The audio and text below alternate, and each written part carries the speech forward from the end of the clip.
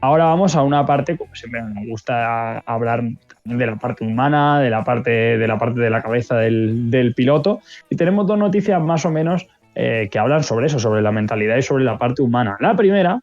la traigo yo, como digo, que me empapa hoy un poco estos dos primeros episodios del documental, y una de las cosas más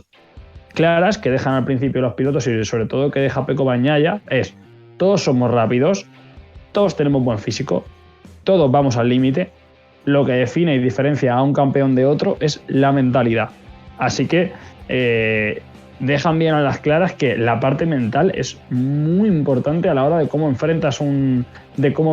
campeonato, y sobre todo ahora de cómo enfrentas un campeonato que además va a tener más duración, va a tener sprint races, así que la cabeza va a hacer mucho, pero que mucho en juego. Efectivamente, y lo hemos comentado también aquí en varias ocasiones, como recordamos tanto a pilotos como Valentino Rossi que gestionaban tanto y tan bien el poder externo y el poder mental para desestabilizar o intentar desestabilizar a sus rivales. Lo hizo con Max Biaggi, lo hizo con Sete Gibernau, lo hizo con Marc Márquez, lo hizo con Jorge Lorenzo, lo hizo con Dani Pedrosa, lo hizo con Stoner.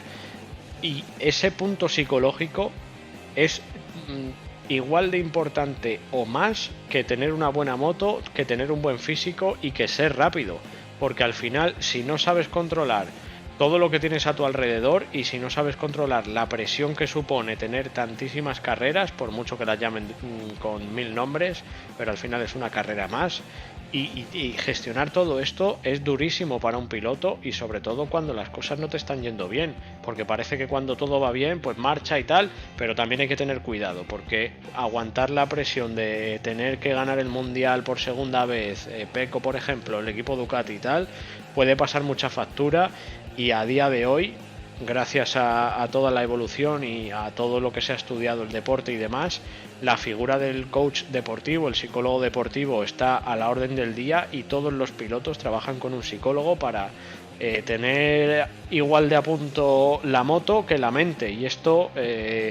todos los pilotos que son un poco más mayores lo dicen, no, yo al principio esta figura no la contemplábamos y nadie tenía un psicólogo deportivo, que eso era para los locos, pero ahora todos los pilotos tienen su coach con el que conversan, con el que hablan y comparten sus puntos de vista, y al final es lo que les hace tener los pies en el suelo, tener un poquito las ideas claras y sobre todo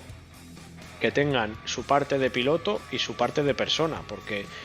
si tú te llevas el trabajo a casa y estás todo el día, pues fíjate, tenía que haber ganado esta carrera, no sé qué, no sé cuánto, y solo te centras en eso, es un problema y te puede acarrear muchas más consecuencias a nivel familiar. Pero gracias a todos estos tratamientos, a todas estas charlas, estas conversaciones con los coaches y con los psicólogos, pues se suaviza todo esto, y aunque le estés dando vueltas a la cabeza, pero aprendes a disfrutar de otras cosas fuera del deporte y fuera del trabajo. Así que muy importante el tema mental, como bien dices,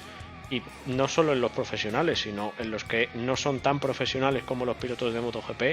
mucha gente también lo trabaja. Has hablado de la figura del coach deportivo, del coach de MotoGP. Yo en la carrera tuve la oportunidad de hablar además con un piloto español bastante laureado, que es Fonsi Nieto, y en ese momento era coach de Pramac, y él comentaba lo importante que es esa figura del coach y esa figura de alguien que habla con los pilotos, que les calma, que al piloto que es muy nervioso lo tiene que tranquilizar, que al piloto que es muy tranquilo le tiene que decir ey, que empieza la carrera y que tienes que estar a tono, y es una de las figuras que los equipos cada vez más reclaman. Y fíjate, un Fonsi Nieto que lo tenía todo para ser campeón del mundo de MotoGP, pero se quedó en 2,5, y un poco el que tenía al gran mentor en casa como fue Ángel Nieto. Y además el propio Ángel Nieto lo decía, mi sobrino tenía madera de campeón, tenía las cualidades físicas, las cualidades a nivel de pilotaje y la moto para llegar a ser uno de los grandes de MotoGP, de 500 en esa época, pero le gustaba la fiesta, no le gustaba mucho el dedicarse a entrenar al 100%, y esa fue la consecuencia que le hizo pasar como un piloto más, entiéndase la expresión, lo de piloto más, por el Mundial de MotoGP, en este caso en 2,5. Así que bueno, muy importante, y gracias a que él con los años se dio cuenta de esta situación, y ahora un poco es esa voz de la conciencia, ese pepito grillo para los pilotos de Pramac como son Jorge Martín y Johan Zarco, y sobre todo con Jorge Martín, que trabaja más de la mano, ha hecho un trabajo exquisito, y que ojalá lo hubiera aplicado él en sus propias carnes, porque estaríamos hablando de un gran campeón con la bandera de España. Pero bueno, las cosas pasan por algo, y al igual que Sete Gibernau se lo dijo a Dani Pedrosa, si no ha sido campeón del mundo de MotoGP es porque no ha tocado, porque no ha tenido que ser así. Así que esto lo mismo. Y Sete Gibernau, otro ejemplo de que fue piloto y después fue coach, manager de pilotos, y un poco esa voz de la conciencia. Además, justo en esa época en la que nos hizo una pequeña visita, era coach, en este caso, de Jack Miller, y también del ahora campeón del mundo de MotoGP, Pecco Bagnaia. Y eso, él comentaba que Miller tiene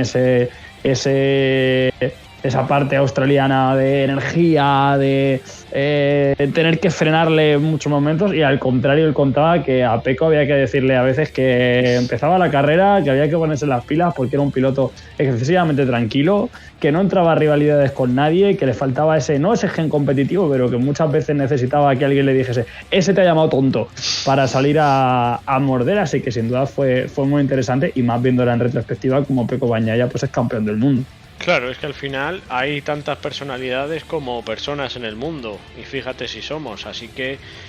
hay que tener en cuenta lo que cada uno necesita, y sobre todo personalizar muy bien, porque como bien te dijo a ti Fonsi, una persona puede necesitar una activación que viene a ser para relajar su adrenalina, para calmar sus ánimos, y otro todo lo contrario, que necesita un enchufe de electricidad para salir a tope a la carrera. Así que bueno, veremos a ver cómo empiezan todos los pilotos este fin de semana, veremos a ver si tenemos alguna sorpresa o no,